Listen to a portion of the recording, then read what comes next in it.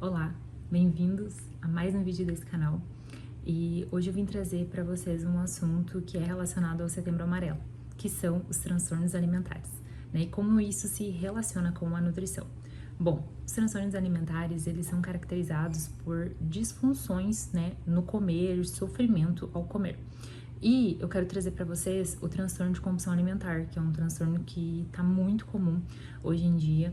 E como ele se caracteriza, né? Esse transtorno, ele funciona de uma forma onde a pessoa, ela come de uma maneira exagerada em alguns momentos e elas relatam que perdem a noção de quantidade, sentem mesmo que desligam naquele momento de comer. Quando isso acontece, né, após, no tempo seguinte, sentem muito sofrimento, muita culpa relacionada àquele episódio, porque o transtorno, ele faz a pessoa comer uma quantidade muito grande de alimento para ela, né? Por isso que é subjetivo, porque uma pessoa pode comer um pouquinho de comida, então quando come um prato um pouco maior, ela pode sentir esse sofrimento. Então não quer dizer que se você comer uma quantidade, mas você ainda tem sofrimento, isso não quer dizer que você não tenha a doença ou que você tenha a doença, tá? Porque existem características para o diagnóstico. Então a pessoa tem que ter ali pelo menos um episódio por semana durante 3 meses,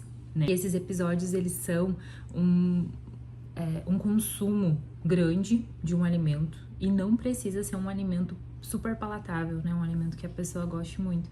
Pode ser um alimento qualquer. Esse relato, né, do sofrimento após comer é o que preocupa mais em relação a Setembro Amarelo, né? Porque esse mês é o mês de conscientização dos transtornos mentais e contra o suicídio. E nós sabemos que esse sofrimento mental, ele pode levar ao suicídio. Não quer dizer que se você tem um comer exagerado, às vezes você exagera, você terá o transtorno de compulsão, tá? É comum todo mundo, exagerar em alguns momentos, né? Você tá comendo ali num evento, por exemplo, você exagera e tá tudo bem, né? Aquele dia vai passar e a sua alimentação vai voltar ao normal. Mas no cenário de uma pessoa com o transtorno, ela já não tem muita noção e muito controle sobre esses episódios, né? E eles podem ser levados e causados por diversos fatores, né? Tem pessoas que relatam que tem episódios por emoções, né? Tá estressado, tá cansado, enfim. E hoje eu queria mesmo trazer um cenário de conscientização, como nós, as pessoas, né, ao redor, enfim, como comunidade, podemos ajudar essas pessoas ou apenas não atrapalhar, não causar mais sofrimento a elas. Não comentar sobre o corpo, não comentar sobre o que está comendo. Geralmente essas pessoas, elas têm o costume de se afastar ou de comer escondido, porque elas têm vergonha dos episódios, né?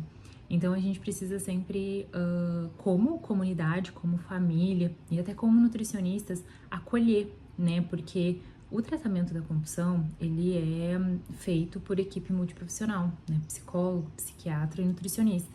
Porque o nutricionista, ele tem que ter um posicionamento de mostrar para a pessoa que não existe risco na comida, né? Que não existe um ponto de fuga na comida, que é o que pode acontecer, mas o diagnóstico, ele é feito por psiquiatra e o psiquiatra precisa também tá dando a instrução naquela situação.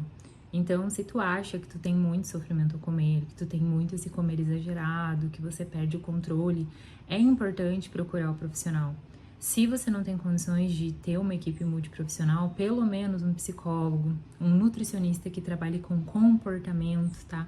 Porque ele pode te ajudar a entender essas questões com a comida. É preciso estar atento, né? Estar atento para os sinais, não deixar aquilo virar um sofrimento intenso, de uma forma que você não consiga mais comer com paz, que você não consiga mais fazer uma refeição tranquilamente, ou que o medo, né, de ter um episódio tome conta da sua vida. Então, esse é o recado hoje. Eu agradeço muito quem ficou até o final. Um grande abraço.